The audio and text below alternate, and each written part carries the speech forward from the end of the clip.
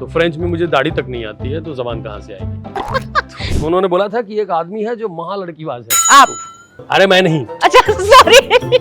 दोबारा इश्क मुमकिन है गालिब, पर टूट के चाहना तो एक ही बार होता है। तो वो आप टूट के चाह लिए? ये एक्सप्लेन मत करो, बस बात है। शेर सुन लिया, एंजॉय करो। एक देवरिया का लड़का इंटरव्यू दे रहा है परितोष त्रिपाठी बन के, और एक कानपुर की लड़की इंटरव्यू ले रही है, तो बात फिर हिंदुस्तान की होगी ना।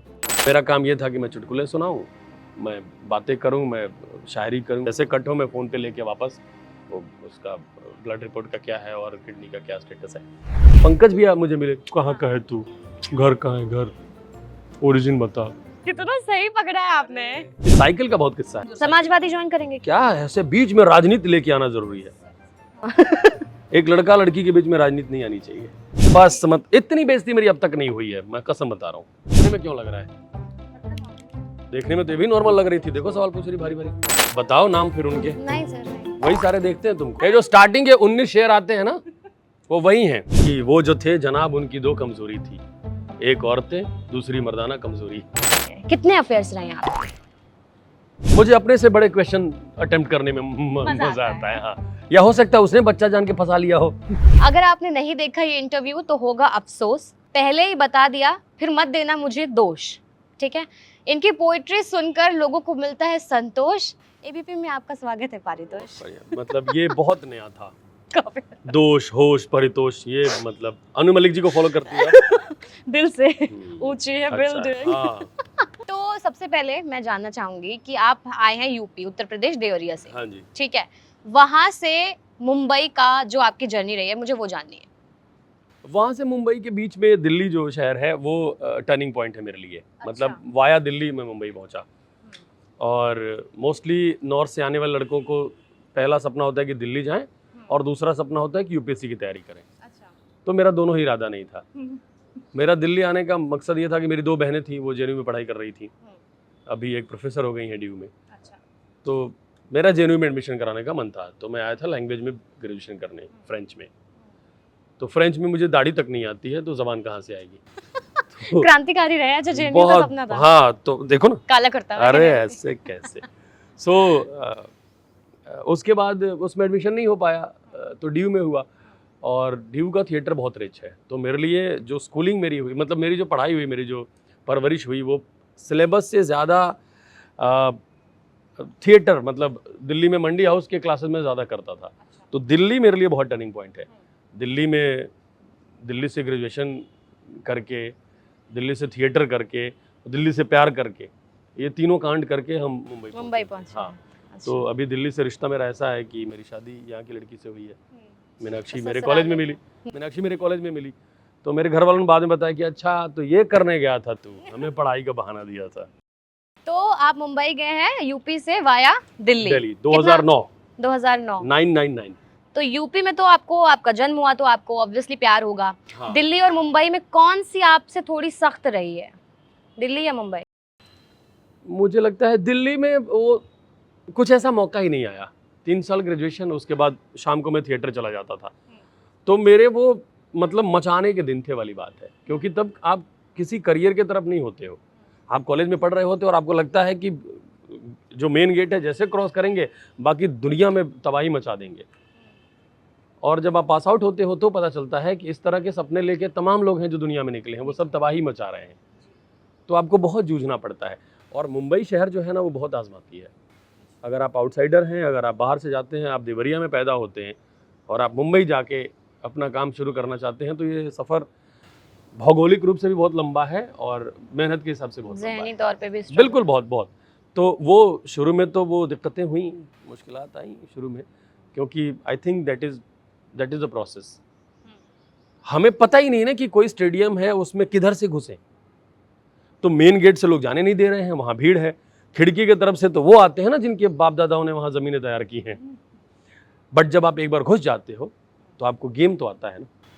और अगर गेम आता है तो टिकोगे, वरना गेम अगर आता है तो जो दर्शक हैं वो तो फेयर है ना, वो तो आपके काम को देख के अप्रिशिएट करेंगे। इस मामले में मुंबई बहुत फेयर है। If you know your work they will appreciate you. अच्छा, अगर शोज़ की बात करें तो मुंबई आने के बाद का जो स्ट्रगल था, कितने वक्त के बाद आपको शोज़ मिले? बिकॉज क्या आप इस चीज को मानते हैं कि सुपर डांसर्स ने आपको एक अच्छी पहचान, अलग पहचान दी है? डेफिनेटली सुपर डांसर से पहले मैं 15 शोज कर चुका था, ओह, जिसमें क्राइम पेट्रोल है। क्राइम पेट्रोल मैंने काफ़ी किया, मैंने 50 से ज़्यादा एपिसोड्स किए। मेरी शक्ल क्रिमिनल जैसी हो गई थी, मैं इतना ज़्यादा कर रहा था। सुबह उठ के ऐसे उदास मुंह लेके चले जाओ, तुम फिट हो फिर। तो मैंने कुछ 50 से ज़्यादा एपिसोड्स किए। क्राइम पेट्रोल मैंने एक बार पूछा भी कितने क्राइम हो रहे हैं देश में या सिर्फ एपिसोड बना रहे हो तुम लोग, तो बोले नहीं हो तो और ज़्यादा रहे हैं। अच्छा, तो वो किया। उसके बाद एक महाकुंभ नाम से शो था, बहुत बड़ा शो, वो किया। अब आप सोचो इस लेवल का काम करने के बाद भी आप वही ऑडिशन की लाइन में टंगे रहते हो और आप अपने आप को ढूंढ रहे होते कि और क्या करें। उस बीच में एक दो और छोटे छोटे काम किए थे, एक दो और शोज किए थे जिसमें एंकरिंग करने का मौका मिला। बट सुपर डांसर मेरे लिए रीबर्थ है, वो मंच और वो मौका। आपको बताऊं मेरा 1 महीने तक ऑडिशन हुआ था सुपर डांसर्स के लिए? सुपर डांसर्स के लिए। अच्छा, होस्ट के लिए? ऐसे कैमरा लगा देते थे और 3-4 लड़कियां थी, वो बुला लेती थी और बोलती थी कुछ भी बोलो। अच्छा, हाँ, मुझे मान लो मैं शिल्पा शेट्टी हूँ, रोज बुला के ये करवा दे। मैंने कहा एक बार आप लड़की बदल के देखो, शायद मेरे को फीलिंग ज्यादा और अच्छी अच्छा है। हाँ, तो वो हो नहीं रहा था। 1 महीने तक हो गया, तो मुझे लगा कि ये लो बसंती बुला के नाचो। हाँ, तो मैं भी रोज प्रेम रतन धन पर काम ही क्या था। एक समय के बाद मेरे को लग गया कि ये लोग मुझ पे सीख रहे हैं। ये लोग मुझ पे सीख रहे हैं, ये एक्सपेरिमेंट कर रहे हैं कि ऑडिशन लेना कैसे है। ओह, हाँ, तो आई गई बात खत्म। मैं जयपुर चला गया एक शो करने।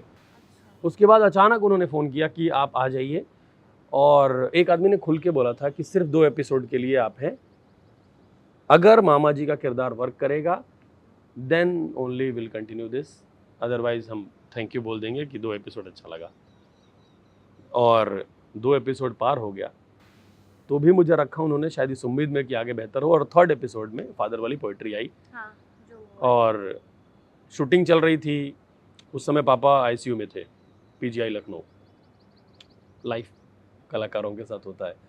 तो मेरा काम ये था कि मैं चुटकुले सुनाऊं, मैं बातें करूं, मैं शायरी करूं, अरे शिल्पा जी मर जाएंगे, और जैसे कट हो मैं फ़ोन पे लेके वापस पीछे जाओ माई से बात करूं कि परेशान माई लोगों से। क्या हुआ, उसका ब्लड रिपोर्ट का क्या है और किडनी का क्या स्टेटस है। एनीवेज, तो उसमें फादर वाला एक्ट हुआ और वो वाली पोइट्री मैंने रिसाइट की। ये आपके काफ़ी सारे कैमरे लगे हैं, सारे रुक गए, कट हो गया। 45 मिनट तक शूटिंग रुकी रही। जो जज था वो रो रहा था, जिन बच्चों ने परफॉर्म किया था उनके पेरेंट्स रो रहे थे, जो ऑडियंस वहाँ लाइव बैठी होती है वो रो रही। माहौल पूरा वैसा होता सब लोग, कैमरा पर्सन थे, सब इमोशनल थे, क्योंकि आदमी रिलेट करता है ना। ये रिश्ता है जो बहुत थैंकलेस है। फादर पे तो अरे पापा हैं, ठीक है, कर ही देंगे कर ही देंगे कर ही देंगे।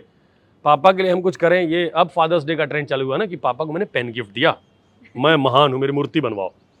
वो हुआ, और उसी दिन शाम को मैंने सुपर डांसर के 5 सीजन साइन किए। 5 सीजन साइन किए, 2 एपिसोड से वो पोएट्री ने आपको सीधे 5 सीजन दिए। ओह गॉड, 4 हो चुके हैं, 5th आई थिंक आएगा। लाइफ चेंजिंग मोमेंट रहा है। बिल्कुल। और आफ्टर सुपर डांसर्स फिर लाइन लगी? खूब। फिर क्या होता है ना कि आपको वैसे ही काम मिलने लगते हैं कि एक और शो है उसमें एंकर कर लो, उसमें चाचा जी बन जाओ, एक में ताया जी बन जाओ, एक में जेठ जी बन जाओ। तो मैंने हाथ जोड़ लिया कि नहीं, ये इसका सम्मान है कि मैं इसके अलावा कोई और डांस का शो ना करूं। तो मैंने कोई डांस का शो नहीं किया। फिर मैंने इंडियन आइडल एंकर किया था वहाँ पर, वो एज परितोष किया था। और फिर लूडो में कैसी एंट्री मिली? अनुराग सर वहाँ जज थे और वो देखते थे रोज। तो एक बार, अब तो डिजिटल है, कुछ भी बोल सकते हैं ना, तो एक बार एबीपी का है भाई, इज्जतदार है सब मामला, लोग कमेंट भी अच्छे करते हैं। तो उन्होंने बोला था कि एक आदमी है जो महा लड़कीबाज है। अच्छा, आप? अरे मैं नहीं, अच्छा सॉरी। वो जो किरदार है, मन्नू नाम था। बोले मन्नू का कैरेक्टर है जो महा लड़कीबाज है, उसकी शादी हो गई, फिर भी इधर उधर मुंह मारता रहता है। तो हमने सोचा कि ये रोल कौन करेगा, तो फिर तेरा नाम आया। मैंने कहा ये क्या बात होती है, मतलब ये कहाँ तुम इतनी अच्छी शायरियां सुना रहे हैं, कहाँ आप लड़कीबाज का कैरेक्टर? तो बोले ये शायरियां जो सुनाता है ये किसी इरादे से तो सुनाता होगा ना। बोला तो शिल्पा शेट्टी को पटा सकता है चलते शो में, वो होगा अंदर से कुछ तो। हाँ, तो फिर उन्होंने कहा कि चलो बाल बढ़ाने शुरू कर दो और थोड़ा वेट पुट ऑन कर लो। तो हमने बस रोज शाम को हम पानी खोल के पी ले और हमारा वेट बढ़ जाता था।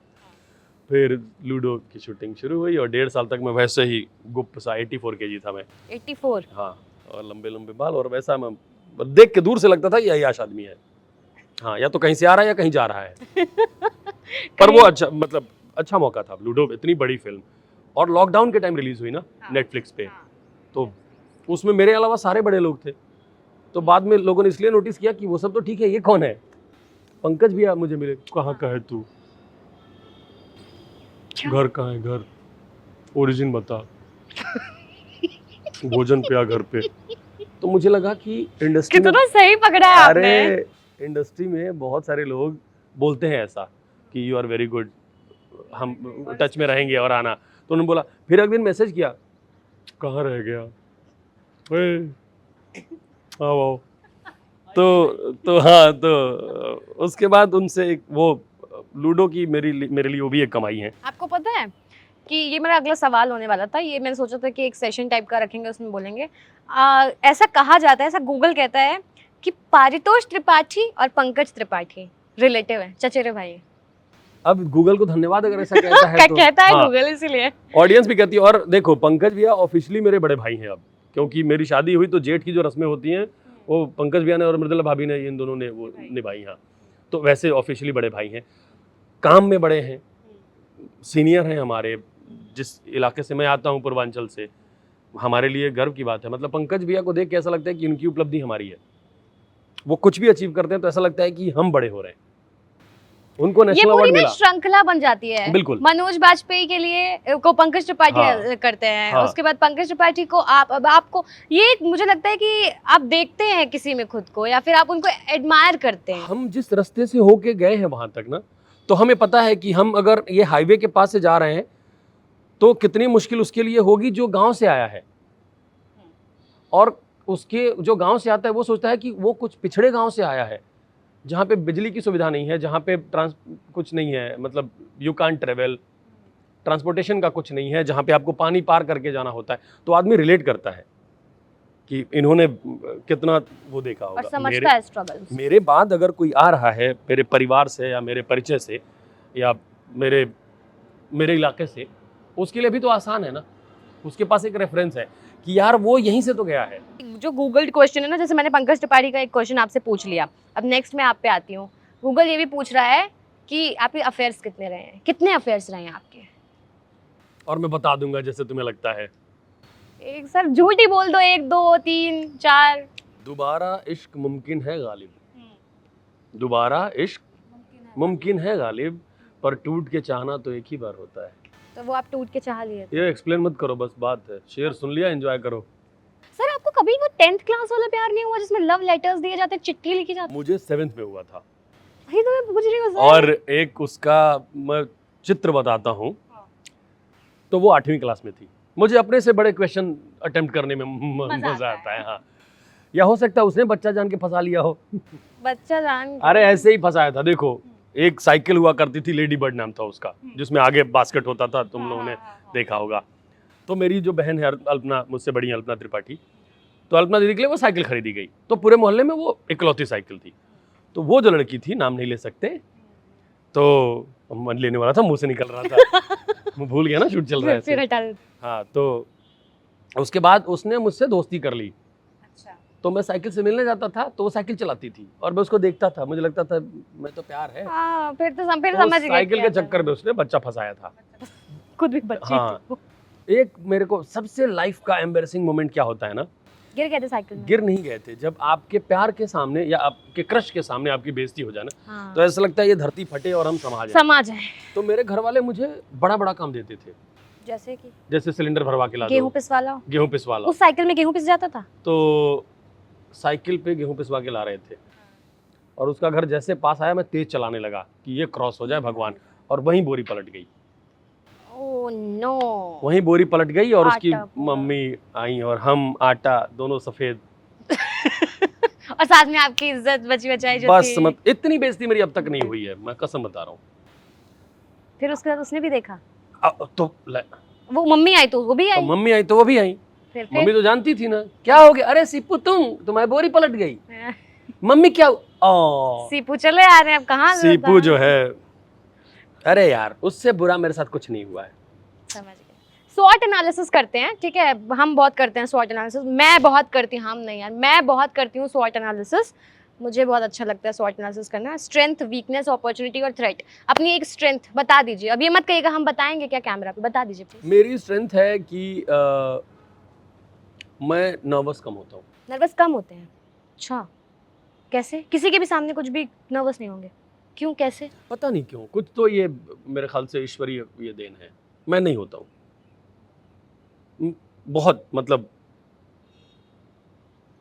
जैसे उस पर सोचूंगा तो होऊंगा। It happens. हाँ, अगर आप सोचोगे ना कि यार कहीं आदमी नर्वस तो नहीं होगा, तो आदमी होने लगेगा, और उस ध्यान कहीं और लगा दोगे तो आप नहीं होगे। प्रिपरेशन आपकी अगर पूरी होगी तो आप नहीं होगे, ध्यान अलग लगा दोगे तो नहीं हाँ होगे। हाँ, रिजल्ट की चिंता होगी ना तो नर्वस होगे। अगर आप रिजल्ट की चिंता करोगे तो आपको टेंशन होगी कि अगर ये नहीं हुआ तो घबराहट हो रही है, अब मजा नहीं आया तो नहीं आया, ये प्रोसेस है, हमने प्रोसेस का तो मजा लिया ना, वो तो कोई आपसे नहीं छीन सकता। तुमने मतलब प्यार के चक्कर में आप गलियों के चक्कर लगाते हैं, आप उसके लिए बहुत तरह की बातें लिखते हैं, कविताएं लिखते हैं, आप उसके ख्याल में रहते हैं, आप उसके लिए मेहनत करते हैं, सुबह 5 बजे आपको बाप न जगाए, आप उसके चक्कर में जगह कि 5 बजे वो कोचिंग जाती है, वो ना मिले, पर ये जो प्रोसेस है ये तो मेरे साथ रहेगा ना, ये तो हमने आनंद लिया, तो अगर वो देखोगे तो आप नर्वस नहीं होगे। मैं मेरे ख्याल से कम होता हूँ। मुझे कानपुर की गलियां याद आने लगी। वीकनेस? बताओ नाम फिर उनके। नहीं सर, नहीं वही सारे देखते हैं तुमको। नहीं, अरे ये जो सारे starting नहीं के- सर, सारे ये जो स्टार्टिंग के 19 शेयर आते हैं ना वो वही हैं। नहीं सर। 18 वो और एक उनमें से किसी की जो जलन में देखती है, बहुत सुंदर है क्या भावना। अच्छा, वीकनेस कॉफी के बाद। वो बताऊंगा क्यों, सर बता दीजिए ना, बताऊंगा क्यों। उसका फायदा उठा लेंगे लोग। वो कहीं लाइन लिखी थी ना कि वो जो थे जनाब उनकी 2 कमजोरी थी, एक औरतें, दूसरी मर्दाना कमजोरी। ठीक है सर, अभी आगे बढ़ जाते हैं। अपॉर्चुनिटी आपकी, आपने वैसे तो बता दिया, सुपर डांसर्स अपॉर्चुनिटी थी, पर मेरे फिर ख्याल भी से एक है, मतलब एक पड़ाव है, ये कोई जरूरी नहीं मेरे लिए, तो मेरे घर वालों ने कह दिया कि तुम मुंबई जा सकते हो, यही बड़ी बात है। बड़ी बात है, बड़ा मौका है। उसके बाद तो सुपर डांसर हो, लूडो हो जाए, जनहित के लिए अवार्ड के लिए नॉमिनेशन हो जाए, फिल्म मेरे लिए एक अलग से रंग लेके आए, इतनी सारी फिल्में रिलीज पे हैं, ये सब पड़ाव है। पहला वो जो मौका है ना, जा सिमरन जी ले अपनी जिंदगी, वो बहुत बड़ी बात होती है। आप जिस ब्राह्मण परिवार से आते हैं, मिडिल क्लास फैमिली से, जहाँ पे डर का माहौल होता है, हमारे वहाँ डरपोक लोग होते हैं, उन्हें कुछ प्रयोग करने से डर लगता है। बिल्कुल, और ये आप मिडिल 20 क्लास साल फैमिली की सर है प्रॉब्लम। ये 20 साल पहले का सोचो ना, हम 2023 में बात कर रहे हैं। 2003 में एक लड़का जब घर पे पहली बार बोला होगा कि हमको नचनिया बनबे मारे तरह, तो ये चीज आज भी है, हाँ ये सोच है आज। कम है, हाँ कम है, कम है, और पर है, कम है। और जो आपने बोला कि मोहल्ले का बहुत सोचा जाता है, बहुत ज्यादा। अरे समाज का, मोहल्ले का। मेरे लिए एक बार साइकिल खरीदने की बात थी, साइकिल का बहुत किस्सा है मेरा। साइकिल खरीदने की बात थी तो रेंजर साइकिल। समाजवादी ज्वाइन करेंगे क्या? नहीं नहीं नहीं, ये मैं सपा मना करता हूँ। सपा ठीक है, साफ हाँ। हाँ ठीक है। तो क्या ऐसे बीच में राजनीति लेके आना जरूरी है? सॉरी सर, हाँ। एक लड़का लड़की के बीच में राजनीति नहीं आनी चाहिए। ठीक है। अगर आपने सही चुनाव किया है तो राजनीति पे क्या वो बात थी कि उस हर चीज में राजनीति है जब भी 2 में से किसी एक को चुनना होता है। साइकिल खरीदने की बात थी तो मैंने कहा वो मोटे पहिए वाली साइकिल खरीदेंगे, रेंजर साइकिल मेरे सारे दोस्तों के पास है। एक मेरे पिताजी का मित्र थे वकील, उन्होंने कहा नहीं तिवारी जी 22 इंच की खरीदते हैं एटलस, उस पे सिलेंडर भी लेके जाएंगे। ये मैंने कहा ये मर जाएंगे, इनको भी लेके जाएंगे। तो सच में उन्होंने वकील साहब ने साइकिल खरीदवाई मेरी। हाँ ये मैं मानती हूँ, हमारे पापा लोग बहुत जल्दी दूसरों की बातों में आ जाते हैं, अपनी खुद की बच्चे की नहीं सुनेंगे, अपनी बीवी की भी नहीं सुनेंगे, हमारी माता जी कहते कहते हार जाए नहीं सुनेंगे। खैर है। अच्छा, और अब आप शादी का किस्सा बताइए। मीनाक्षी जी से आपकी जो मुलाकात हुई, जहाँ पर आपने एकदम टूट के शायरियाँ लिखी, कितनी शायरियाँ लिख दी उनके लिए? बहुत लिखी भाई। और पढ़ा, सुनाई? पीछे कौन पढ़ा, आप या वो या क्या, दोनों एक तरफा? मैं। फिर इस बार भी बड़ा क्वेश्चन अटेम्प्ट किया? क्या इस बार बड़ा क्वेश्चन अटेम्प्ट किया या फिर छोटा? मेरी जूनियर है। अच्छा ठीक, तो बराबर वालों मेरे से? कॉलेज में मेरा थिएटर ग्रुप था जिसका मैं फाउंडर मेंबर हूँ। हम 4 दोस्तों ने मिलकर स्टार्ट किया। जब ड्यू में बहुत अच्छा नाम है, वयम नाम है उसका थिएटर ग्रुप का। तो उसमें वो लड़की ज्वाइन करने आई। मैंने कहा इतनी सुंदर लड़की थिएटर में, यार इसको तो मॉडलिंग में जाना चाहिए। तो किसी ने बताया कि वहाँ जा रही थी, उधर हुआ नहीं इसलिए इधर आई है। तो वहाँ आई और हम लोगों ने रैगिंग ली उसकी। भाई थिएटर में आए हो तो परफॉर्म करके दिखाओ, अपना स्पीच सुनाओ। मतलब सुंदर लड़की को भी नहीं छोड़ा? अरे उसी रैगिंग का बदला उसने नहीं छोड़ा, उसी रैगिंग का बदला उसने शादी करके लिया कि तुझसे मैं शादी करूंगी, अब पता लगूगा। फिर पूरे जिंदगी हर दिन रैगिंग ली जाएगी। देख लो, एक मिस कॉल आ जाए मैं सीधे नीचे पाया जाऊंगा। चलता इंटरव्यू से उठ के चला जाऊं मैं। Miss call. हाँ। तो वो मेरे कॉलेज की हैं, 14 साल पुराना हमारा रिश्ता है। 15 साल हो गए, वनवास खत्म हो गया। तो उनसे हमारा अफेयर शुरू हुआ 2007-8-9। 2007-8-9, फिर 9 में मैं बॉम्बे चला गया, फिर हम अलग हो गए। पर चलता रहा, रिश्ता चलता रहा। दोस्ती यारी चलती रही, अफेयर में नहीं थे। फिर हम कहीं और इधर उधर चक्करों में पड़ गए, वो मैं बता नहीं सकता। समझो ना? बड़े खूब हैं, बोल रहे थे अफेयर नहीं है। ठीक है, होता रहता है, हैपेंस, कट कर देना। और उसके बाद डेस्टिनी मेरे ख्याल से मीनाक्षी से ही मिलना था। हाँ, तो अभी now we happily married ever after. अभी तो मेरे को ड्रॉप करके गई यहाँ पे, सही में वो भी आई हुई है? चल गई। अरे यार, उनको आना चाहिए था, फिर नहीं। आपको बताना चाहिए था ना, साथ में बैठा के इंटरव्यू लेते। फिर मैं बोल पाता? Good question. 2 लड़कियां और मैं, बताओ। नहीं सर, फिर तो मस्त महफिल जमती। मैं प्लीज आपसे रिक्वेस्ट करूंगी, जब भी आप ये इंटरव्यू देखें नेक्स्ट टाइम, आप प्लीज बाहर से छोड़ के ना जाएं, आप आए तो ऊपर तक आए, क्योंकि सर ने तो बताया नहीं है। आप प्लीज आइए और मस्त आराम से बैठ के बातें शातें होंगी। और उन्होंने राहुल के हवाले कर दिया मुझे, राहुल मेरा छोटा भाई है, वो आया साथ में, तो राहुल के हवाले कर दिया कि तुम ले जाओ इनको। फ्यूचर प्रोजेक्ट्स की बात करें, कब आने वाले हैं, कितने आने वाले हैं, क्या आने वाले हैं? अभी तो 2-3 फिल्में हैं जो रिलीज पे हैं, मेरे ख्याल से तब इस साल रिलीज होने वाली है। इस साल आएगी, कुछ खट्टा हो जाए, गुरु रंधावा है उसमें, उनकी पहली हिंदी फिल्म है ये, मतलब पहली फिल्म है मेरे ख्याल से। मैं हूँ उसमें, काफ़ी अच्छे अच्छे लोग हैं, अनुपम खेर साहब हैं। उसके बाद आएगी लव की अरेंज मैरिज। लव की अरेंज मैरिज? हाँ, वाह। उसमें अनु कपूर जी हैं, राजपाल भैया हैं, सनी सिंह हैं, अवनीत कौर हैं, सुप्रिया जी हैं, मैं हूँ, ये प्राइमरी कास्ट है। इसके अलावा आएगी, एक आएगी हम दो हमारे 12। हम दो हमारे 12? उस पे हाँ काफी। सोचा है आपने ये अपनी नहीं, मेरी बायोपिक नहीं है। निजी जिंदगी में का इससे कोई ताल्लुक नहीं है। नहीं, ये किसी का घर ना हो, इसी पे फिल्म है। ये किसी का घर ना हो, ठीक है। तो अच्छा, एक लास्ट क्वेश्चन बस मैं आपसे पूछूंगी, OTT को कैसे देखते हो आप? क्योंकि जो लोग भी, जब भी कोई आर्टिस्ट आते हैं, एक्टर आते हैं या प्रोड्यूसर, हम जरूर पूछते हैं OTT को कैसे देखते हो, क्योंकि OTT ने ना बहुत कुछ बदला है, मुझे ऐसा लगता है। OTT को मैं उम्मीद के तौर पे देखता हूँ। बहुत सारे एक्टर्स जो सिनेमा में जिनका इस्तेमाल नहीं हो रहा था, बहुत सारे एक्टर्स जो आउट ऑफ वर्क थे, OTT ने उनको जिंदा कर दिया और बताया कि ये कितने दमदार लोग हैं। OTT ने सिनेमा और कंटेंट की परिभाषा बदल दी है, हीरो चेंज कर दिया। अब मुझे लगता है सब हीरो हैं। बिल्कुल, अभी हीरो के नाम आप पढ़ लीजिए, ऐसा लगता है 12वीं का रिजल्ट आया है। नाम पढ़ो ना अभी के हीरो का, विजय वर्मा, पंकज त्रिपाठी, जयदीप पहलवान, ऐसा नहीं था कि ऐसा नाम आया, but they are heroes. Common नाम और और क्या अच्छा काम कर रहे हैं। और आप देखिए, मतलब ऑडियंस से बढ़ के तो कुछ नहीं है ना। वो कहते हैं ना उम्र की सीमा हो, उसमें भी नहीं है, ना उम्र, ना कलर, ना भेदभाव किसी तरह का नहीं। पहले उम्र की बहुत सीमा हो जाती थी, मुझे लगता है। कंटेंट होल्ड कर रहा है ना। देखो, धीरे धीरे आदमी खुलता है ना। जब इन्होंने बाहर की सीरीज देखी जहाँ पे 40 साल का आदमी हीरो होता है, एक किसी मेड के साथ कहानी होती है, एक किसी 2 वॉचमैनों की सीरीज होती है, एक किंगडम की बात होती है जो एक इमेजिनरी वर्ल्ड है, फिर लोगों को लगता है ऐसी तो कहानी हमारे वहाँ तमाम है। हमारे वहाँ चंद्रकांता तो कब का बना हुआ है, गेम ऑफ थ्रोन का बाप है कि नहीं, या अगर आप अल्लाह खंड की बात कर दे तो क्या परफॉर्मेंस है और क्या लड़ाई युद्ध है, क्या चीज़ें हैं अपने वहाँ। आप कहाँ से हैं? कानपुर।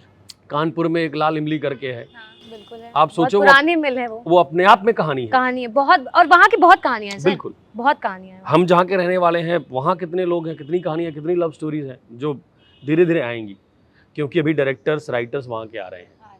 अभी एक देवरिया का लड़का इंटरव्यू दे रहा है परितोष त्रिपाठी बन के, और एक कानपुर की लड़की इंटरव्यू ले रही है, तो बात फिर हिंदुस्तान की होगी ना, बात फिर हर शहर की होगी, हर जगह की होगी, हर गांव की होगी, क्योंकि हर छोटे शहर की शक्ल एक जैसी होती है। बिल्कुल, और वहाँ के लोगों की और वहाँ की पर्सनालिटी की बहुत दिल खोल के और बहुत इंटरेस्टिंग बातें की हैं पारितोष जी ने हम लोगों के साथ। मेरा मन बिल्कुल नहीं हो रहा है कि हम इंटरव्यू खत्म करें, पर खत्म तो करना ही पड़ेगा, करना ही पड़ेगा। जो है वो हाँ, तो काले काले में बहुत ज्यादा हाँ, तो बहुत अच्छी बातें की हैं उन्होंने। अब आपको क्या करना है, उन्होंने बहुत सारे फ्यूचर प्रोजेक्ट्स बताए हैं अपने जो आने वाले हैं।